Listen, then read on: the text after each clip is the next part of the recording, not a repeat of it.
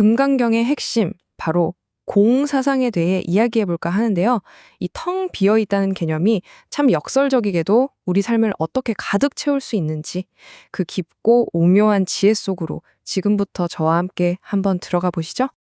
자, 바로 이 질문에서 한번 시작해 볼까요? 지금 여러분 눈앞에 펼쳐진 이 세상, 보고, 듣고, 느끼는 모든 것들이요. 이게 과연 우리가 생각하는 그대로의 실제일까요? 금강경은 바로 이 지점에서 우리한테 잠깐 멈춰서 생각해 보라고 말을 거는 것 같아요. 그래서 첫 번째로 던지는 질문이 이겁니다.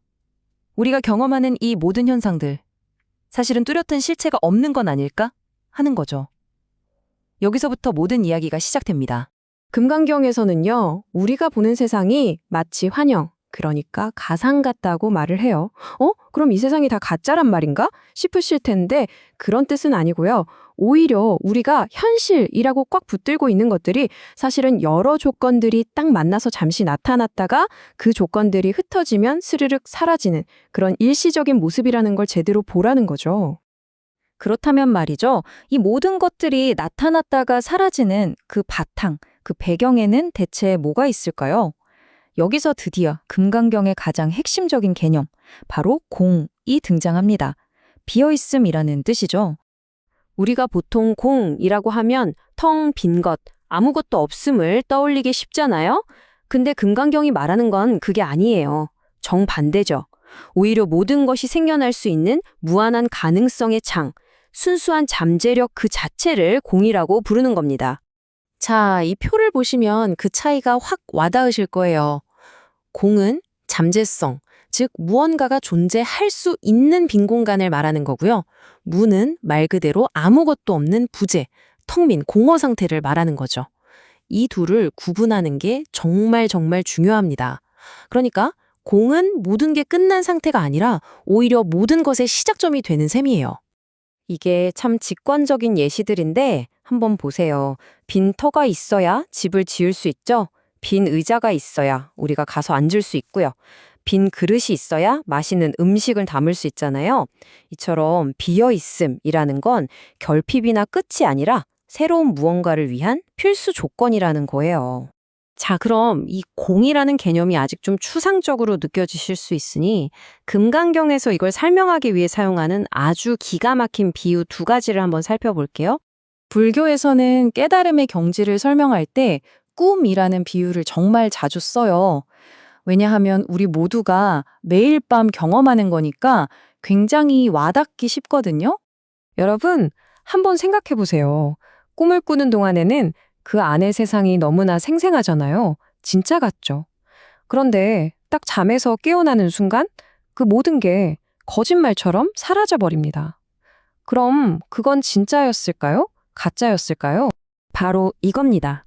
꿈속 풍경이 잠이라는 조건 아래에서만 잠시 존재했던 것처럼 금강경은 우리가 현실이라고 부르는 이 세상 또한 수많은 인연과 조건들이 모여서 잠시 만들어진 현상들의 집합이라고 보는 거예요.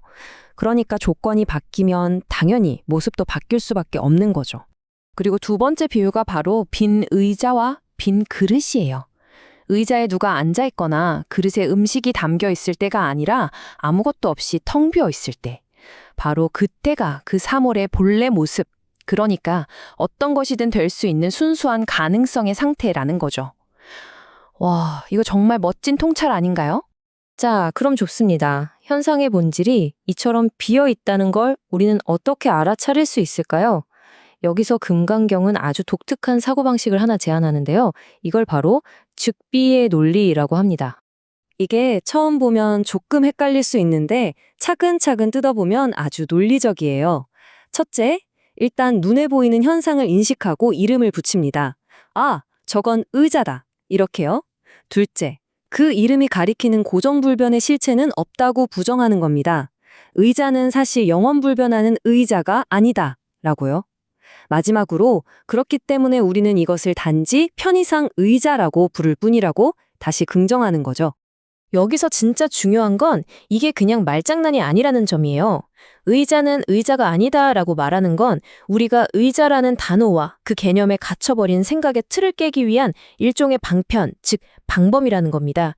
마치 우리가 고정관념이라는 색안경을 벗고 그 존재의 진짜 모습을 보도록 돕는 아주 특별한 도구 같은 거죠.